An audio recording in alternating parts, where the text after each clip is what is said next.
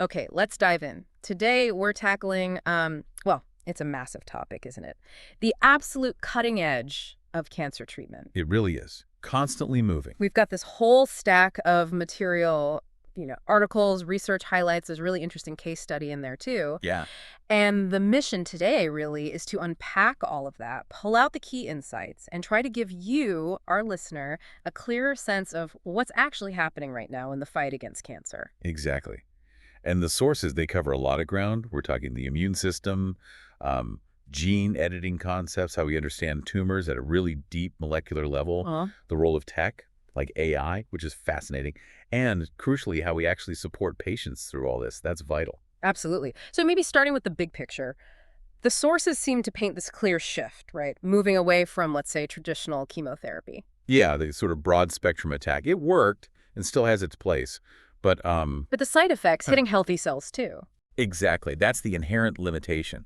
Mm. What these sources really hammer home is that the last, say, decade or so has brought these, well, they call them revolutions, paradigm shifts. Towards more targeted strategy. Much more precise, yes.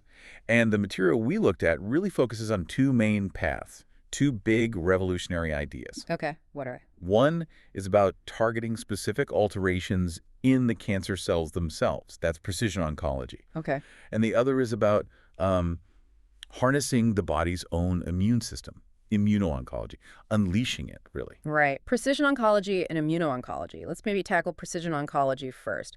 The idea here, it's treating the cancer based on its genes, not just where it started. Exactly. That's the core concept. Instead of just lung cancer, it's lung cancer with this specific genetic mutation. That's the key. The tumor agnostic approach they mentioned? Precisely. Treating the molecular driver wherever the tumor happens to be. We've actually seen drugs approved now based just on the genetic marker, not the location. Truly agnostic. And the tech making this possible, I saw NGS mentioned a lot. Yes. Next generation sequencing, or sometimes called comprehensive genomic profiling, CGP. It's what lets us read the tumor's genetic code, basically. Look for those specific changes. And there's that case study you mentioned earlier, carcinoma of unknown primary, CUP. That really shows the power here, doesn't it? Oh, absolutely. CUP is notoriously difficult. You've got a malignancy, but you can't find the primary site even after looking really hard. So treatment options are limited. Historically, yes.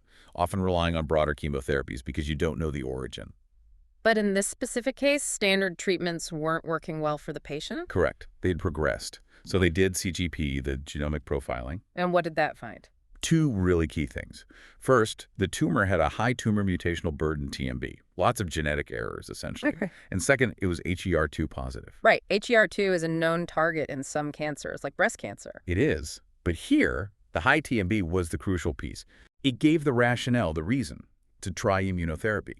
Specifically, a drug called atezolizumab. They got it through a compassionate use scheme. So not the standard path for CUP, but the genomics opened a door. Exactly. And the result was, well, pretty stunning. The source says a near-complete and sustained clinical and radiological response. Wow. For how long? For 20 months. The tumor basically vanished and stayed gone during that time. It's a powerful example, Yeah. Genomics directly changing the outcome when other things failed. It really brings it home. So the CGP, it can find lots of these targets. You mentioned HER2. I think the sources mentioned EGFR, ALK, BRF too. Yes, quite a few. And they're found in a decent percentage of patients, opening up possibilities for these tailored therapies. Oh, but okay, it sounds amazing, but it can't be that simple. The sources must mention challenges too. Oh, definitely. It's not a silver bullet. Right. A big issue is CGP might find loads of genetic changes. But for many of them, we either don't know exactly what they do in the tumor, their significance is unknown, or, well, we just don't have a drug that targets that specific alteration yet. And interpreting all that data, that sounds complex. Hugely complex. You need a whole team, pathologists, geneticists, oncologists, bioinformaticians, to make sense of these genomic reports and figure out what's actually clinically relevant. And then there's the tumor itself. It's not just one thing, is it? That's another major hurdle they highlight. Tumor heterogeneity. A tumor isn't uniform.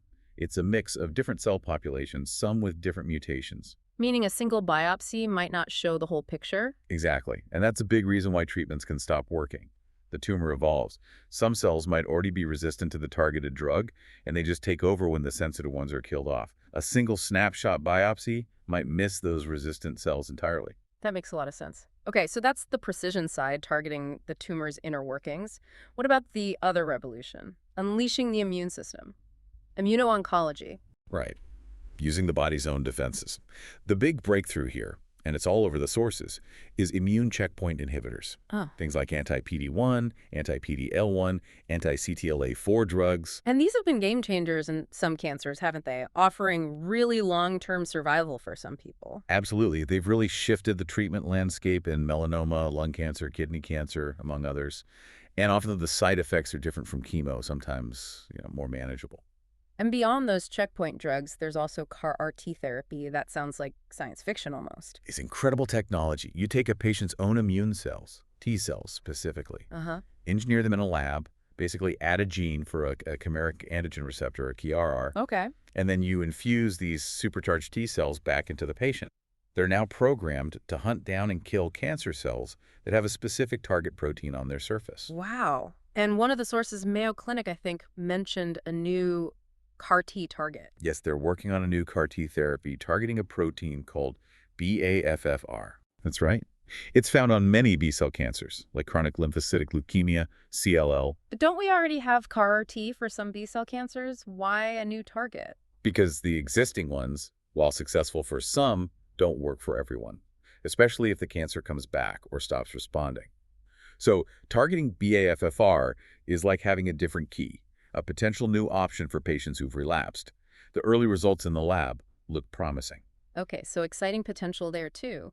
But if precision oncology has challenges like heterogeneity and resistance, what are the main hurdles for immuno-oncology? Well, the biggest one is probably that despite the incredible results for some, those long-term durable responses, they still only happen in a minority of patients. What kind of numbers are we talking? Often around 10 to 20%, depending on the cancer and the drug. So the huge question is, why do they work so well for that group and not for others? And how can we predict who will benefit? Finding those predictive markers sounds crucial then. Absolutely critical, but it's tough. People test for PD-L1 expression, for instance, but it's not perfect. Some patients with low PD-L1 still respond really well, and vice versa. So not straightforward. Not at all. The sources mention other potential clues, though, like that high tumor mutational burden we talked about with the CUP case. Ah, right. More mutations might make the tumor look more foreign to the immune system. That's the thinking, yeah. And also things like deficiencies in DNA repair mechanisms within the tumor, those are being actively explored as potential markers. And it feels like the next step might be merging these two fields, precision and immuno-oncology. Exactly. That's where things seem to be heading. Using something like CAR-T, but maybe tailoring the target based on the unique mutations found in that patient's specific tumor through sequencing. Kind of precision immuno-oncology. Making sense of all this, the genes, the immune system, the complexity, it just screams, we need powerful tools.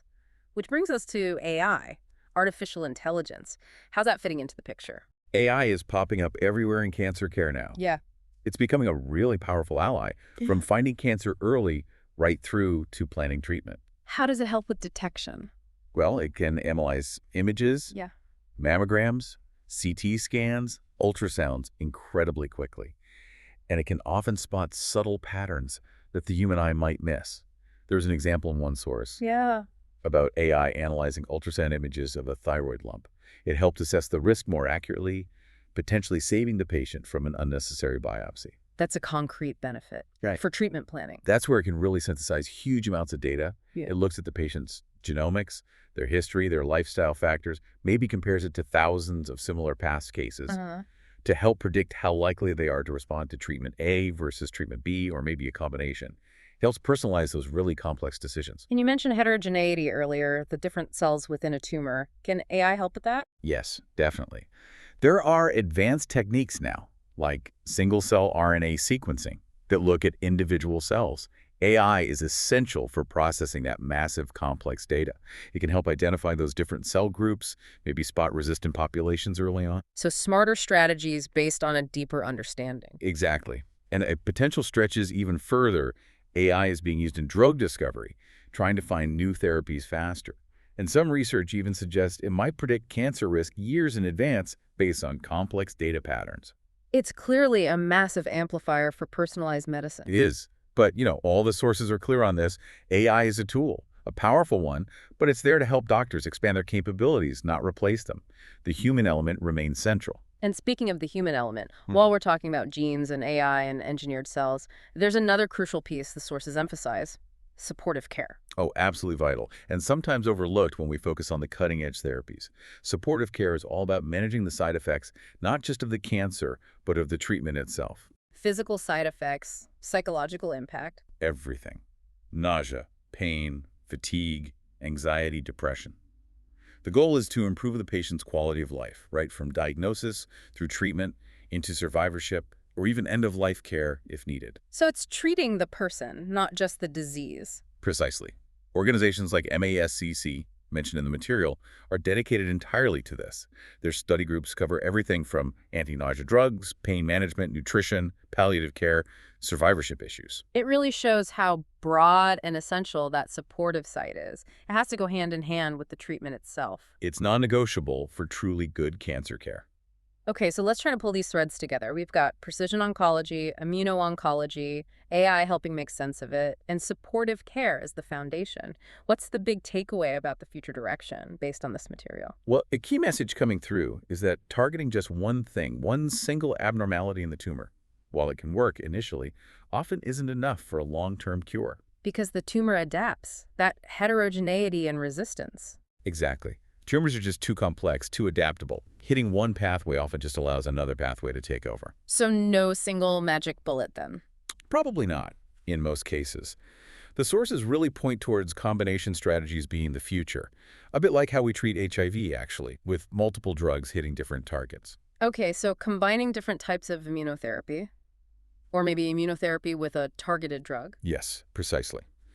Tailored combinations, based on that individual patient's specific tumor biology, identified through things like CGP and maybe other analyses, a multi-pronged, personalized attack. But combining treatments, that must raise concerns about toxicity, right? More drugs, potentially more side effects. That's the major challenge, absolutely. Figuring out combinations that are effective and tolerable is a huge area of research right now. How do you maximize the anti-cancer effect while minimizing the harm to the patient? It sounds like the goal is this next generation precision oncology, truly personalized combinations. That seems to be the vision, yes. Hitting the specific biological drivers that matter most in that person's cancer with the right combination of tools. It's really quite something when you step back and look at it. The progress discussed in these sources is just incredible. Understanding the genetic code, harnessing the immune system, leveraging AI, remembering the patient's holistic needs. It's happening on so many fronts. It really does feel like a genuinely transformative period in cancer research and care. And there's always a but with cancer, isn't there? The material constantly reminds us of its fundamental complexity, its ability to change, to resist. We're getting smarter, developing these amazing tools. But the tumor is a moving target. It's constantly evolving too. Yeah. Which kind of leaves us with this big, maybe slightly unsettling thought, doesn't it? We're in this biological arms race, our therapies versus the tumor's evolution. What does that constant back and forth actually mean for achieving truly durable cures in the long run? How do we consistently stay one step ahead? That's the multi-billion-dollar question, isn't it? And it's the challenge that I think ultimately drives all the research and innovation we've been talking about today.